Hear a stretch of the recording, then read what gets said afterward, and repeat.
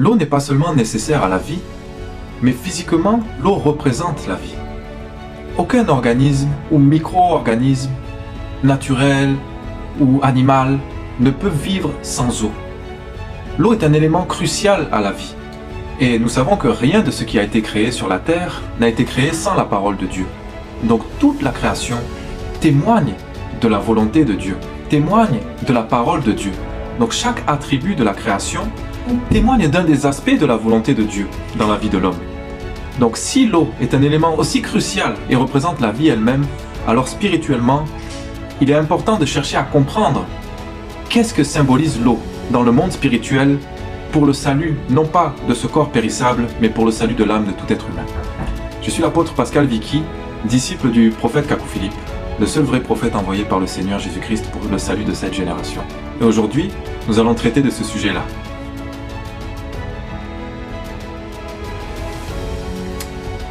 Il est arrivé, je crois que beaucoup d'entre vous le savent, qu'un jour le Seigneur Jésus de Nazareth a croisé la Samaritaine. La Samaritaine était en train de puiser de l'eau dans un puits.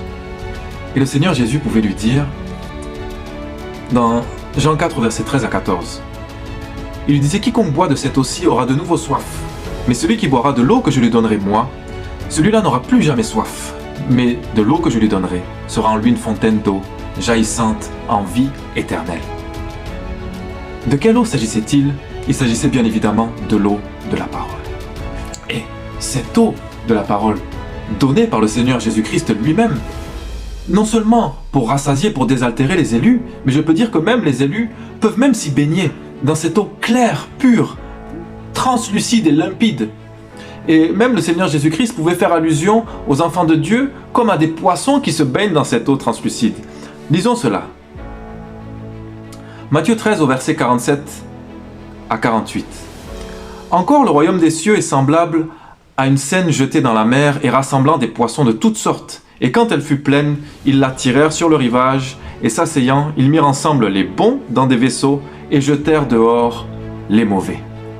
De cette manière, on peut comprendre que ce grand filet jeté dans la mer peut tirer des poissons et d'autres espèces d'animaux marins, des crabes, des poulpes, des murènes. Tout cela doit être mis à part et séparé des poissons, tels que l'on sépare le blé de l'ivraie. Est-ce que vous commencez à comprendre? C'est-à-dire que les poissons et les autres animaux se baignent dans les mêmes eaux, mais il y a ceux que l'on garde et ceux que l'on jette dehors, là où il y aura les pleurs et les grincements de dents.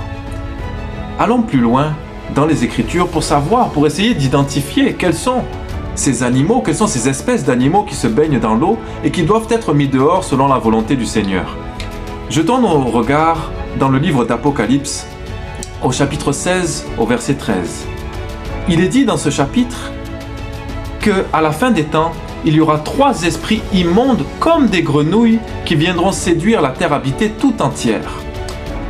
Je m'adresse aujourd'hui à toutes les personnes qui prétendent avoir le Saint-Esprit. Vous savez, le Saint-Esprit, il n'a pas été annoncé qu'il devait être simplement un esprit d'onction, de puissance qui doit manifester des signes et des prodiges, mais le Saint-Esprit avait une mission. La mission du Saint-Esprit était de vous enseigner dans toute la vérité. Donc je m'adresse à vous qui avez reçu le Saint-Esprit. Vous qui avez été enseigné dans toute la vérité par le Saint-Esprit.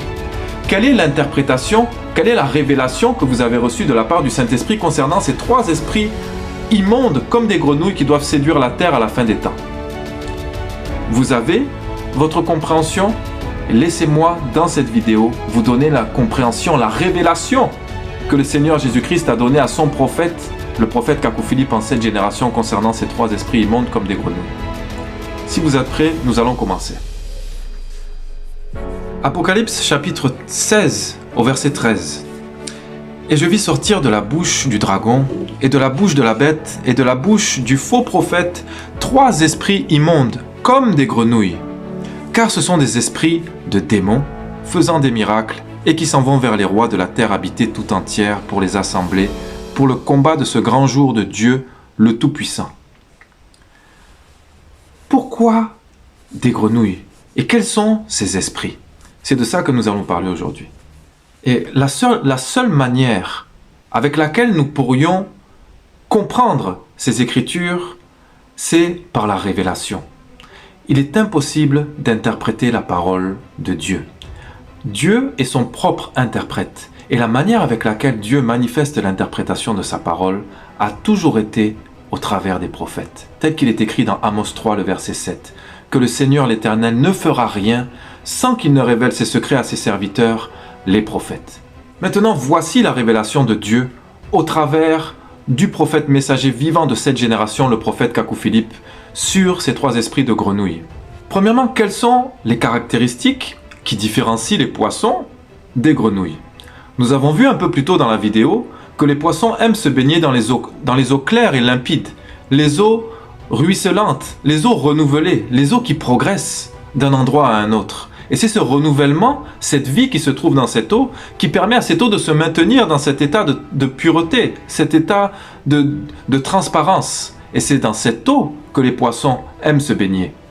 Maintenant, dans quel genre d'eau les grenouilles aiment-elles se baigner? C'est dans ça que nous allons attarder nos pensées pour un court instant. Restez avec moi. Quel est le genre d'eau dans lequel, contrairement aux poissons, les grenouilles aiment-elles se baigner? Quel est l'habitat qui caractérise l'habitat de la grenouille? Tel que toute la création est le reflet de la parole de Dieu. Les grenouilles aiment se baigner et vivre dans les marécages, les marais, les bas-fonds, les bourbiers, les grenouillères, peu importe comment vous les appelez. Ces eaux stagnantes et puantes qui doivent leur condition au fait qu'elles ne progressent pas. Ce sont des eaux qui sont restées trop longtemps au même endroit. Et si l'eau de la parole qui sort tout droit du trône de Dieu doit donner la vie, et si la véritable parole originelle prêchée par les prophètes est identifiée à une eau translucide, alors à quoi correspond cette eau qui est manifestée dans les marécages? Spirituellement, cette eau dans laquelle les grenouilles aiment se baigner correspond à cette parole qui est restée au même endroit. La parole qui a été manifestée par la bouche de Dieu en son temps, mais qui a stagné, qui n'a pas progressé. Et ces eaux marécageuses ont une caractéristique, elles sont très nocives pour la santé. L'odeur toxique qu'elles dégagent peut être même très dangereuse pour un automobiliste qui conduirait trop longtemps à côté d'un marais. Il pourrait même tomber dans les pommes et puis créer un accident de la route. Et personne ne peut vivre dans un marécage ou près d'un marécage. C'est invivable. Personne sauf les grenouilles. Est-ce que vous commencez à comprendre? Si cet esprit de grenouille a pris possession de vous, alors spirituellement, vous allez vous plaire dans une eau, dans une parole qui a stagné. Vous allez vous plaire dans une religion qui pratique les mêmes rituels, qui a les mêmes pratiques de génération en génération, qui continue à suivre les messages des prophètes morts, qui continue à considérer le message des prophètes passés comme leur absolu aujourd'hui. Est-ce que vous commencez à me suivre? Si vous considérez aujourd'hui que les saintes écritures contenues dans la Bible, ces écritures des prophètes passés qui ne progressent pas, et que vous allez commencer à être membre d'une religion qui a des pratiques, des traditions, peut-être que ce soit les 5 prières quotidiennes, que ce soit des récitations de prières, que ce soit le rosaire ou autre, si vous vous ancrez dans cette pratique qui consiste à ne pas progresser avec la révélation, alors considérez que vous êtes victime de cet esprit de grenouille, cet esprit qui n'aime pas les eaux renouvelées, cet esprit qui aime se baigner dans les eaux stagnantes qui deviennent nocives pour votre âme. C'est cette alerte que je lance à toutes les personnes qui vont s'asseoir dans les églises, et qui pratiquent des religions.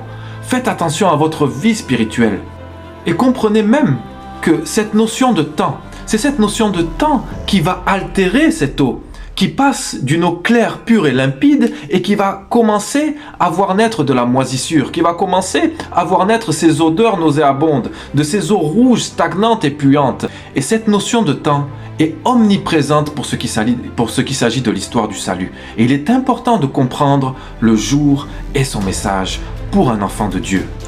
Laissez-moi un peu expliquer. Un enfant de Dieu ne pourra jamais se recommander dans le message d'un prophète qu'il n'a jamais connu, dans le message d'un prophète mort, d'une génération passée. Même quand le Seigneur Jésus-Christ pouvait dire à la Samaritaine que celui qui boira de l'eau qu'il donne, celui-là n'aura plus jamais soif. Le Seigneur Jésus-Christ s'était fait un corps en ce temps-là. Le Seigneur Jésus-Christ était manifesté en chair en ce temps-là. Et les élus se réjouissaient à la parole qui sortait de la bouche du Seigneur Jésus-Christ qui marchait dans les rues de Jérusalem. Il est même dit dans le livre d'1 Timothée 2, versets 5 à 6, « Car Dieu est un, et le médiateur entre Dieu et les hommes est un. L'homme Christ Jésus, qui s'est donné lui-même en rançon pour tous, témoignage qui devait être rendu en son propre temps. » La notion de temps est primordiale pour le salut des élus de Dieu. Il est important de comprendre le temps prophétique dans lequel vous vous trouvez pour comprendre quelle parole prophétique, celle qui est destinée au temps où vous êtes en train de vivre sur la terre, pour pouvoir vous baigner dans les eaux pures de la parole et pour ne pas être victime de cet esprit de grenouille. Est-ce que vous comprenez? Même Paul, dans Colossiens 1, verset 25, pouvait dire que lui-même est venu compléter la parole de Dieu. Et nous voyons dans le livre de 1 Thessaloniciens que Paul pouvait prêcher de nouvelles révélations, telles que le Seigneur allait venir se manifester par la voix de l'archange, le son de la trompette pour appeler les élus à l'enlèvement. Paul avait manifesté la révélation actuelle au temps présent et les élus se réjouissaient. Les élus pouvaient se baigner dans cette eau pure de la parole manifestée en leur temps. Mais quiconque se recommande entre le message, entre les mains du message d'un prophète mort avant sa naissance qu'il n'a jamais connu, celui-là manifeste l'esprit de grenouille. Et le Seigneur Jésus-Christ avait condamné les pharisiens, les sadducéens et les hérodiens de son temps à cause de cela. Il leur avait dit, vous vous recommandez, vous dites que vous êtes disciples de Moïse. C'est ce même Moïse qui vous condamnera au jugement. Est-ce que vous comprenez cela? Voici l'un des premiers aspects de cet esprit de grenouille qui allait sévir à la fin des temps et qui est complètement actif aujourd'hui dans les religions et qui vient s'installer dans les temples, églises aujourd'hui en cette génération. Maintenant, voyons un deuxième aspect de la grenouille. Le premier aspect est l'endroit, l'environnement dans lequel la grenouille aime vivre, ces marécages, ces eaux stagnantes qui ne progressent pas. Une grenouille a la capacité de vivre à l'intérieur de l'eau et à l'extérieur de l'eau. C'est une capacité que Dieu a donnée à ces animaux. Mais remarquez que les poissons n'ont pas cette capacité-là. Un poisson n'a pas la capacité de vivre en dehors de la parole de Dieu. C'est ce qui caractérise un véritable enfant de Dieu. Un véritable enfant de Dieu ne peut pas s'écarter de la parole de Dieu, de la parfaite volonté de Dieu. Par contre, celui qui sera victime, celui qui sera possédé de cet esprit de grenouille qui a été prophétisé pour sévir à la fin des temps, celui-ci aura la capacité de vivre dans l'eau et à l'extérieur de l'eau. C'est pourquoi vous pourrez voir dans beaucoup d'églises tout ce qui se passe dans le monde païen être transporté à l'intérieur de l'église. C'est pourquoi aujourd'hui vous pourrez voir des chrétiens en petits shorts à la plage qui exposent leur nudité devant les sœurs en petits maillots de bain devant les chrétiens à la plage. Vous pourrez voir le rap, les musiques païennes, le R&B, le reggae transportés aujourd'hui dans les églises, du rap en Jésus, du reggae en Jésus, des habillements de femmes que vous pouvez voir dans les discothèques et boîtes de nuit être transportés dans les églises aujourd'hui. Voici la capacité de la grenouille à vivre à l'intérieur de la parole, à aller louer le Seigneur le dimanche, mais dans des habillements païens, aller louer le Seigneur le dimanche, mais avec des chants païens. Voici la capacité de la grenouille qui a la capacité de vivre à l'intérieur et à l'extérieur de la parole de Dieu.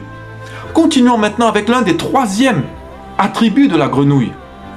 Maintenant, remarquez bien, Dieu, au moment où il créait la grenouille, a décidé non pas de lui placer les yeux sur le devant du visage pour qu'il puisse avancer, progresser avec ce qu'il voit devant lui, mais Dieu a choisi de placer les yeux de la grenouille sur sa tête. Voici la dernière caractéristique de la grenouille qui caractérise cet esprit immonde qui allait être manifesté à la fin des temps. La grenouille a les yeux sur la tête. Elle a la capacité de voir loin derrière et loin devant. Moïse a séparé la mer en deux. Gloire à Dieu. Jésus a marché sur les eaux. Gloire à Dieu. Le prophète Ésaïe a prophétisé cela. Gloire à Dieu. La grenouille qui a la capacité de citer, d'étudier ce que Dieu a fait par le passé. Oh, le Messie va venir. Oh, le Seigneur Jésus va venir reprendre son épouse. Nous attendons l'enlèvement. La grenouille a la capacité de s'attendre aux prophéties que le Seigneur a données. La grenouille a les yeux tournés loin vers le futur et loin vers le passé, mais la grenouille a les yeux sur la tête, elle est incapable de voir ce que Dieu est en train de faire au temps présent. Voici l'esprit d'aveuglement, l'esprit de grenouille d'Apocalypse 16 au verset 13. Mais un enfant de Dieu a été créé par la parole. Et un enfant de Dieu ne conduit pas sa voiture par les rétroviseurs de l'église. Un enfant de Dieu ne peut pas progresser avec la révélation en regardant uniquement par derrière, en regardant uniquement derrière lui. Mais un enfant de Dieu doit regarder par le pare-brise. Le pare-brise est la révélation au temps présent, prêchée par le prophète vivant de votre génération. Ce prophète aujourd'hui est le prophète Kakou Philippe. Téléchargez l'application Matthieu 25,6. Le prophète Kakou Philippe est venu accomplir cette portion des Écritures, tel que chaque prophète est l'accomplissement d'une portion des Écritures.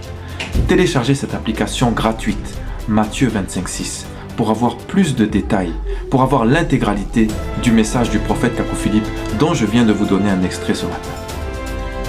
Donc que Dieu vous bénisse et on se donne rendez-vous à la prochaine vidéo. L'islam, le christianisme et le judaïsme. Ces trois religions se réclament d'Abraham. Ces trois religions croient en Moïse. Ces trois religions ne croient pas aux prophètes vivants, mais chacune d'elles se réclame d'un prophète qu'elle n'a pas connu. Chacune d'elles a son propre livre saint. Et les trois n'ont pas besoin d'un prophète vivant, mais elles attendent le Messie qui est pourtant un prophète. Ce sont les trois esprits de grenouille d'Apocalypse 16, verset 13. Les grenouilles ont les yeux sur la tête. Elles peuvent voir ce que Dieu a fait dans le passé avant leur naissance et voir ce que Dieu fera dans le futur après leur mort, mais elles ne peuvent pas voir ce que Dieu est en train de faire aujourd'hui pour le salut. C'est le démon de l'islam, du judaïsme et du christianisme. Et le cri de la grenouille, c'est « Crois, crois, crois », exactement comme le cri du corbeau. C'est la religion de tes parents. Tu dois croire, croire et croire. C'est tout. S'ils vont en enfer, tu dois aller en enfer. Les grenouilles ne marchent pas, mais sautent de prophète mort en prophète mort. Et un jour, quand je serai mort, elles sauteront pour descendre ici. Le Seigneur Jésus-Christ marche au milieu des 7 lampes d'or, mais les grenouilles sautent de tombeau en tombeau. De la tombe de Moïse à la tombe du Seigneur Jésus-Christ. De la tombe de Martin Luther à la tombe de John Wesley. De la tombe de John Wesley à la tombe de William Branham. Et un jour, après ma mort, elles arriveront sur ma tombe. Application Matthieu 25,6 pour Android et iPhone. Des photos et vidéos, des chants et prédications, tout le message du prophète Kakou Philippe dans une seule application gratuite. Tu aimes Dieu, tu es à la recherche du salut, tu manges en rêve, tu es immobilisé dans ton sommeil, tu es poursuivi en rêve, tu as des rapports sexuels en rêve, tu as une maladie incurable, tu as des blocages dans ta vie et tu es tourmenté par des esprits mauvais. L'application Matthieu 25,6 contient la solution pour toi.